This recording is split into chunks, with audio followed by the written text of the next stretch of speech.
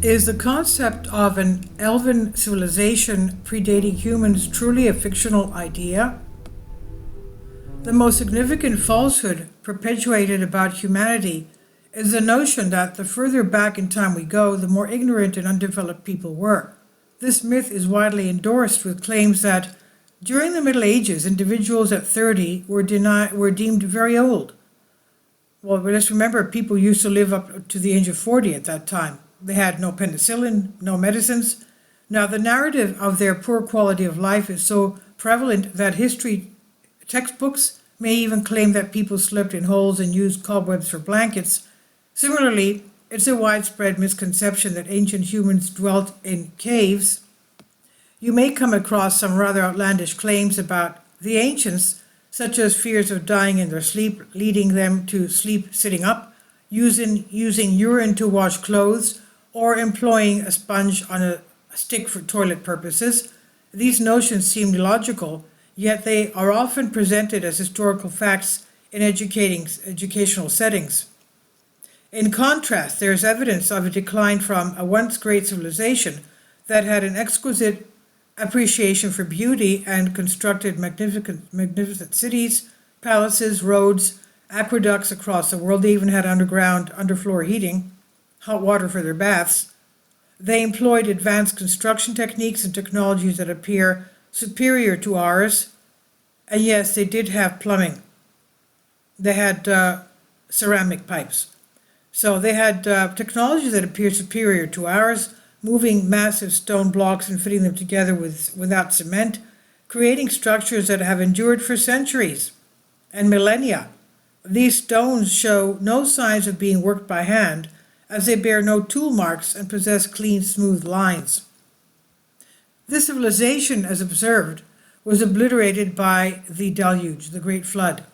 Nearly all the ancient edifices were buried under mudflows composed of mud and stones, necessitating excavation even atop hills and mountains.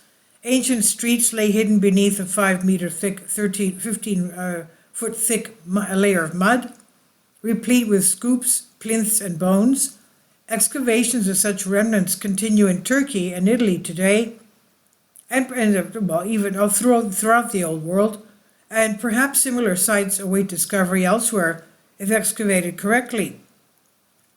Worldwide, soil deposits of this magnitude suggest an action of vast water masses capable of generating colossal tsunamis, depositing massive quantities of silt soil at elevations up to 3,300 feet. I mean, that's a huge mountain.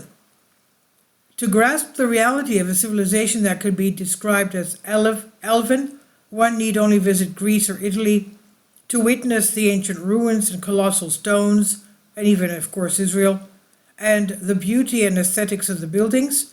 The creators of these structures were far from foolish or unlearned, excelled in aesthetics, eco-friendliness, and the robustness and magnificence of their constructions.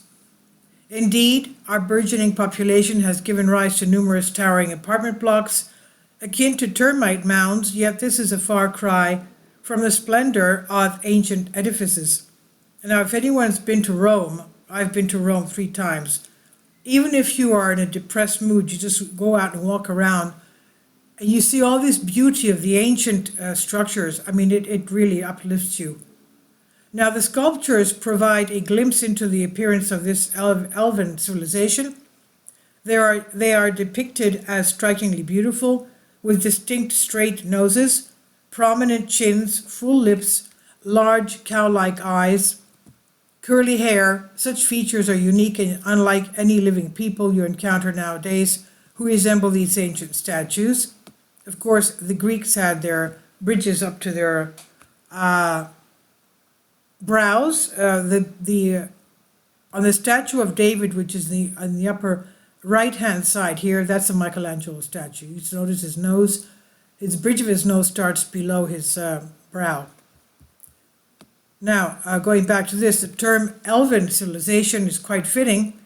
It encompasses not only the harmony and beauty of their architecture, but also the fact that, as depicted in Tolkien's books, this civilization was in decline. Many structures, such as the Grand Baalbek, remain unfinished. There was a period when the Elven civilization existed alongside us, the so-called human barbarians, and afterwards it was humans who inhabited these great edifices, which were certainly not any kind of temples. The notion that the ancients were foolish is a deliberate fabrication, intended to divert our attention from seeking wisdom from them, encouraging us instead to chase after the latest pseudo-discoveries of scientists.